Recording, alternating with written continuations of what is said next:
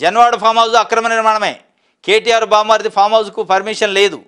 BRS హయాంలోనే 3 సార్లు నోటీసులు ఇచ్చాం. యజమాని నుంచి ఆన్సర్ లేదు. నిబంధనలు పట్టించుకోకుండానే నిర్మించారు. గ్రామ కార్యదర్శి వెల్లడి చేస్తారు. కానీ ఇటుకు కూడా కలిగారు. మేము హైడ్రా పెట్టినాం, మేము మూసి ప్రక్షాళన చేస్తాం, పేదవాళ్ళ ఇళ్లను కూలుతాం, వాళ్ళ నోట్లో మట్టి కొడతాం. కానీ జన్వాడ ఫామ్ హౌస్కి పర్మిషన్ లేదని గతంలో బీఆర్ఎస్ సర్కారు ఉన్నప్పుడు 3 సార్లు నోటీస్ ఇచ్చారట. ఇదే జన్వాడ ఫామ్ హౌస్ పైన డ్రోన్ కెమెరా ఎగరేసినందుకు రేవంత్ రెడ్డి పైన కేసు అయింది. ఆయన కూడా అన్నాడు అప్పుడు ఇది అక్రమ నిర్మాణం అని. కానీ ఇటుకు కూడా కదలలే. 10 నెలలు అయింది ప్రభుత్వం వచ్చి. పేదవాళ్ళ ఇళ్ళు అయితే కూలగొట్టారు. సున్నం చెరువులో ఉన్న ఇళ్లను వచ్చి ఇళ్ళని కూలగొట్టి ప్రజల నోట్లో సున్నం కొట్టారు. కానీ జన్వాడ ఫామ్ హౌస్కి పర్మిషన్ లేదని మీ కార్యదర్శే, గ్రామ పంచాయతీ కార్యదర్శే స్టేట్మెంట్ ఇస్తాడు. కానీ ప్రభుత్వం చర్యలు తీసుకోదు. ఎందుకు?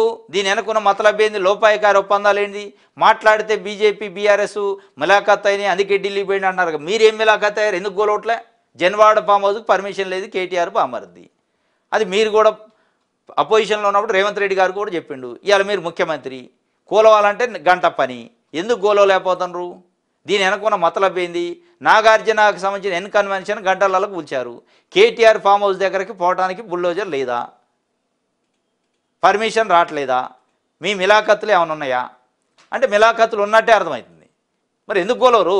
డైరెక్ట్గా గ్రామ పంచాయతీ కార్యదర్శి అల్లడి చేసిండు, దానికి పర్మిషన్ లేదు. పర్మిషన్ లేని బిల్డింగ్ని వితిన్ అవర్స్లో కోలవచ్చు. ఎందుకు గోలవట్లే అంటే మీకే ఏదో లోపాయకార ఒప్పందం ఉంది, ప్రజల చెవిలో పూలు పెట్టే కార్యక్రమం. ఏం లేదు ఇందులో.